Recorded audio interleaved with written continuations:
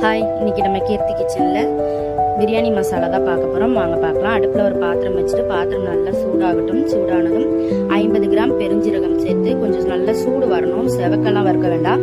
சூடு ஏறுற அளவுக்கு வறுத்தா போகிறோம். வறுத்து எடுத்துட்டு பட்டை சேர்த்துக்கலாம். இப்போ பட்டை 50 கிராம் சேர்த்துக்கலாம். அதையும் நல்லா சூடு வர்ற அளவுக்கு வறுத்து எடுத்து ஒரு தட்டில் மாற்றிட்டு கிராம்பு 25 கிராம், ஏலக்காய் 25 கிராம், ஜாதி பத்திரி பூ அது 3லேருந்து 4 பூ எடுத்துக்கோங்க. ஜாதிக்காய் ஒன்னே ஒன்று எடுத்துக்கோங்க. சைஸில் சின்னதாக பார்த்து எடுத்துக்கோங்க ஜாதிக்காவை. அதையும் நல்லா சூடுற அளவுக்கு வறுத்துட்டு அதையும் எடுத்துக்கலாம். கல்பாசி 10 கிராம், பிரிஞ்சி இலை நான் சின்னதாக இருந்ததுனால 7-8 எடுத்துருக்கேன். நீங்கள் பெருசாக இருந்தால் 4 எடுத்துக்கோங்க போதும். இதையும் நல்லா சூடுற வறுத்து எடுத்துட்டு கசகசா சேர்த்துக்கலாம். கசகசா 10 கிராம் சேர்த்துருக்கேன். இதுவும் கொஞ்சம் சூடுற அளவுக்கு நல்லா வறுபடட்டும். இப்போ இது எல்லாத்தையும் ஒரு தட்டில் கொட்டி ஆற வச்சிடலாம். ஆற வச்சுட்டு இது ஆறின உடனே நம்ம மிக்ஸி ஜாரில் சேர்த்து அரைச்சிக்கலாம். எந்த பிரியாணி செஞ்சாலும் இந்த மசாலா ஒரு ஸ்பூன் போட்டு தனி மிளகாய் தூள் சேர்த்தா போதும். வேற எந்த மசாலாவும் தேவையில்லை.